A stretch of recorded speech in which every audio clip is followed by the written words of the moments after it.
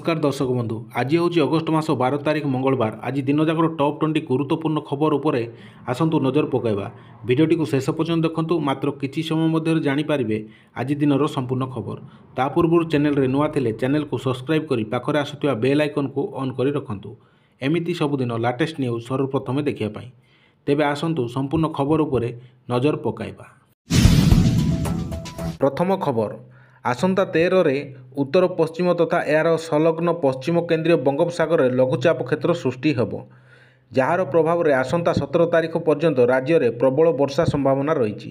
Trough line प्रभाव में राज्य में झड़ पवन सह वर्षार संभावना रही बोली आंचलिक पाणीपाग विभाग निर्देशिका मनोरमा महांती कहिसेंति। आसंता 24 घंटा पाई 23 जिला को येलो अलर्ट जारी करा जायछि। जिलागुड़िक हेला मयूरभंज, केन्दुझर, भद्रक, बालेश्वर, जाजपुर, केन्द्रापड़ा, कटक, जगतसिंहपुर, पुरी, खोर्धा, नयागढ़, गंजाम, गजपति, सोनपुर, बौद्ध, नुआपड़ा, बलांगीर, कलाहांडी, कंधमाल, नवरंगपुर, मालकानी, कोरापुट, रायगड़ा बोली सूचना रही। एही सबु जिले में बिजुली घड़घड़ी सह हालुकारू मध्यम धरणर वर्षा संभावना अच्छी। घंटा प्रति 30 ରୁ 40 किलोमीटर बेगर पवन बहिबा नहीं मध्य सतर्क करा जायछि। आसंता काली ठारू राज्य में वर्षार परिमाण बढ़िबो। 13 तारिख बेलू पवनर बेग अधिक जोगु समुद्र अशांत रहिबो। तेणु एही समय समुद्र मध्य को न जिबा पई मत्स्यजीवी मानकु बारण करा जायछि बोली मनोरमा महांती कहिसेंति। परवर्ती खबर 3 दिन पई भुवनेश्वर रे ट्रैफिक कटकणा। महात्मा गांधी मार्ग में राज्यस्तरीय स्वाधीनता दिवस पेरेड 2025 को दृष्टि रखी भुवनेश्वर कटक पुलिस कमिशनरेट 3 दिन पर भुवनेश्वर में विभिन्न रास्तार ट्रैफिक कटकणा जारी करिछि। पुलिस सूचना अनुसार महात्मा गांधी मार्ग एवं यार पारिपार्श्विक अंचल में अगस्ट 12 तारिख दिन अपराह 2टारू संध्या 6टा पर्यंत, अगस्ट 13 तारिख सकाल 7टारू 11:30 पर्यंत एवं अगस्ट 15 तारिख सकाल 6टारू पेरेड कार्यक्रम समाप्त होगा पर्यंत ट्रैफिक कटकणा कार्यकारी हेब। पेरेड तारीख एवं समय महात्मा गांधी मार्ग एवं यार परिधि में निम्नलिखित ट्रैफिक डायवर्सन कटकणा बलवत्तर रहिबो। राम मंदिर पार्श्व किंबा राजमहल पार्श्वरू मास्टर कैंटीन छक आड़ को कौन भारी यान चलाचल करिपारिबो नाही। राजमहल पार्श्वरू केवल मास्टर कैंटीन छक देई राम मंदिर पार्श्व को 2 चकिया एवं हालुका मोटर यान जीवाकू अनुमति दियाजिबो। पेरेड समाप्त न होबा पर्यंत मास्टर कैंटीन छकरू पीएमजी छक आड़ को यानवाहन को जीवाकू अनुमति दियाजिबो नाही।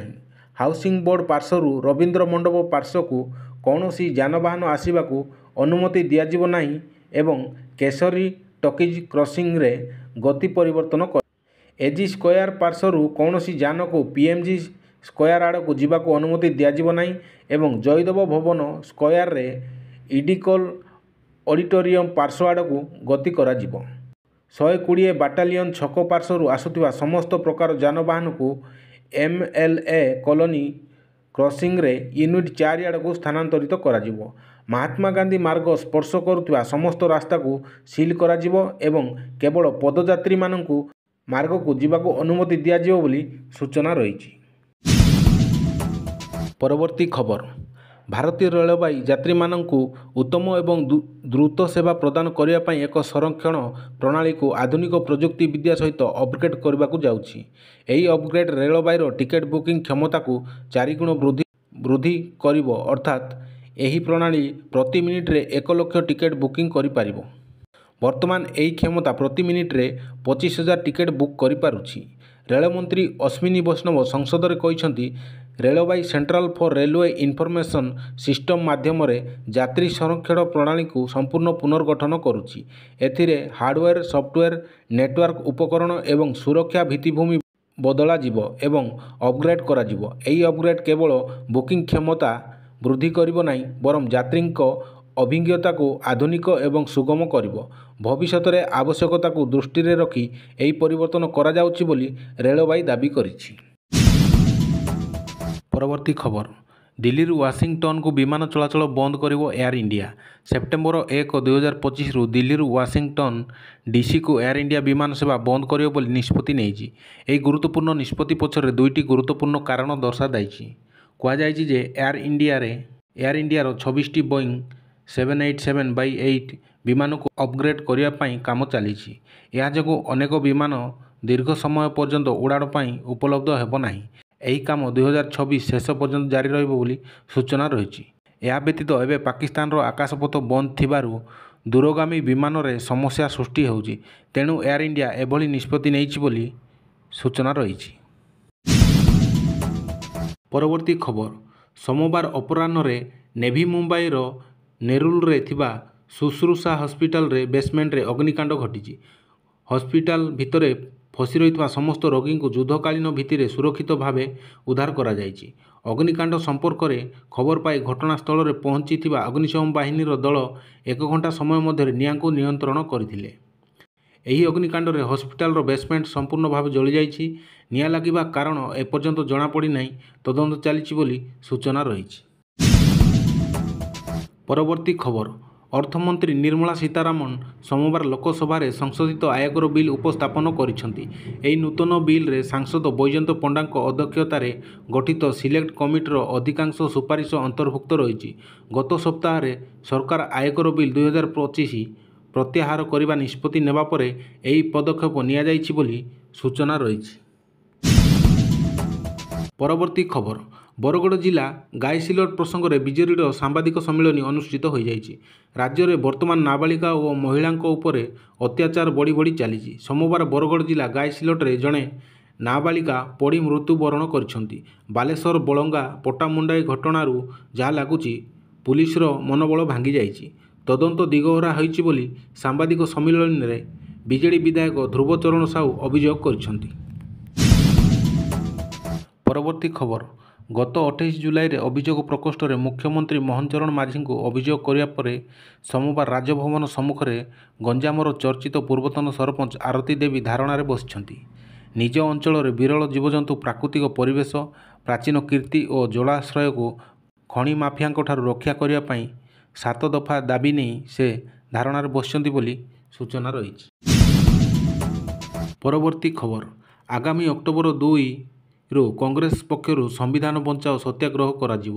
ମାଲକାନଗିରିରୁ ପଦଯାତ୍ରା ଆରମ୍ଭ କରିବେ ପିସିସି ସଭାପତି ଭକ୍ତ ଦାସ। ଏହି ପଦଯାତ୍ରାରେ 147ଟି ନିର୍ବାଚନ ମଣ୍ଡଳୀ ବୁଲିବେ ପିସିସି ସଭାପତି। ଏହି ସତ୍ୟାଗ୍ରହ ଯାତ୍ରାରେ ଏଆଇସିସିର ନେତାମାନେ ସାମିଲ ହେବେ ବୋଲି ଜଣାଯାଇଛି। ପରବର୍ତ୍ତୀ ଖବର, ବୁର୍ଲା ଭୀମସାରରେ ଆଖି ବୁଜିଲେ ଅର୍ଦ୍ଧଦଗ୍ଧ ନାବାଳିକା। ବରଗଡ଼ ଜିଲ୍ଲା ଗାଇସିଲଟ ଥାନା ଫିରିଙ୍ଗିମାଲରେ ଗତକାଲି ସକାଳେ ଏକ ଅଭାବନୀୟ ଘଟଣା ଦେଖିବାକୁ ମିଳିଥିଲା। ଏଠାରେ ଜଣେ 13 ବୟସ୍କା ନାବାଳିକା ପେଟ୍ରୋଲ ଢାଳି ଆତ୍ମହତ୍ୟା ଉଦ୍ୟମ କରିଥିଲେ। ଗୁରୁତର ଅବସ୍ଥାରେ ପ୍ରଥମେ ତାଙ୍କୁ ବରଗଡ଼ ଜିଲ୍ଲା ମୁଖ୍ୟ ଚିକିତ୍ସାଳୟକୁ ନିଆଯାଇଥିଲା। ସେଠାରେ ପୁଣି ସଙ୍କଟାପନ୍ନ ଅବସ୍ଥାରେ ବୁର୍ଲା ଭୀମସାରାକୁ ସ୍ଥାନାନ୍ତରିତ କରାଯାଇଥିଲା।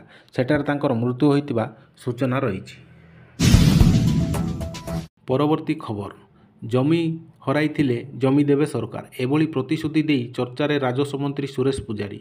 ପ୍ରାକୃତିକ ବିପର୍ଯ୍ୟୟ ଯୋଗୁଁ ଯେଉଁମାନେ ଜମି ହରାଉଛନ୍ତି ସେମାନଙ୍କୁ ସରକାର ଜମି ଦେବେ ବୋଲି କହିଛନ୍ତି ରାଜସ୍ୱ ମନ୍ତ୍ରୀ।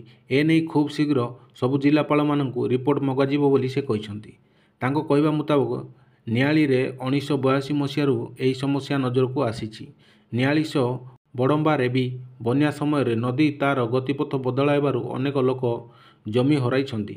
ସେମାନଙ୍କ ଜମି ନଦୀ ଭିତରକୁ ଚାଲିଯାଇଥିବାରୁ ସେମାନେ ଏବେ ଜମିହୀନ ହୋଇଛନ୍ତି। ତେଣୁ ଏନେଇ ସରକାର ବଡ଼ ନିଷ୍ପତ୍ତି ନେଇଛନ୍ତି। ଜମି ହରାଇଥିଲେ ସରକାର ଜମି ଦେବେ ବୋଲି ନିଷ୍ପତ୍ତି ନେଇଛନ୍ତି। ଜିଲ୍ଲାପାଳଙ୍କ ରିପୋର୍ଟ ଆସିବା ପରେ ନିଷ୍ପତ୍ତି ନିଆଯିବ ବୋଲି ସୂଚନା ରହିଛି। ପରବର୍ତ୍ତୀ ଖବର, ଭାରତ ମର୍ସିଡିଜ୍ କାର୍ ହେଲେ ପାକିସ୍ତାନ ଅଳିଆ ଟ୍ରକ୍।